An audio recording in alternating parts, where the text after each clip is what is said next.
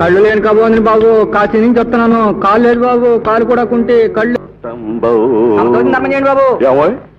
నీకు కళ్ళు లేవా? లేవండి. ఎంత దూరం చూస్తున్నావు? కాశీ నుంచి వస్తున్నాను బాబు. ఓరి నీ దుంప దగ్గర నువ్వు కాశీ నుంచి వస్తున్నావా? నీకు 5 రూపాయలు ఇచ్చినా తక్కువేనా? కానీ రొంటిని 5 పైసలు ఉన్నాయి. అది నీ అదృష్టం. తాను దేవుడు తలగా కాపాడాలి బాబు.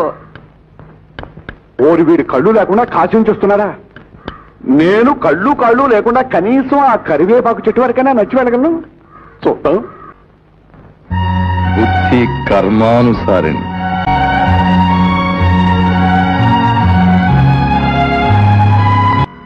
చాలా కష్టమే. సాంబయ్య, ఏమిటి స్వామి ఇక్కడ ఉన్నారు? అటు చూడు. ఏమిటి స్వామి ఇది? నీకోసమే వేశానయ్యా, డబ్బు మూట.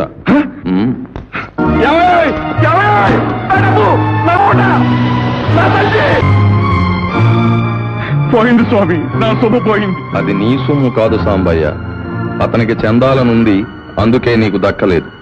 దీన్నే ప్రాప్తం అంటారు. ప్రాప్తం కాదు స్వామి, ఇదంతా నా ప్రారంభం. స్వామి, అంతగా నాకు ఇవ్వాలనుకుంటే నా చేతిలో పెట్టొచ్చు కదా, ఆ రోడ్డు మీద ఎందుకు పెట్టారు?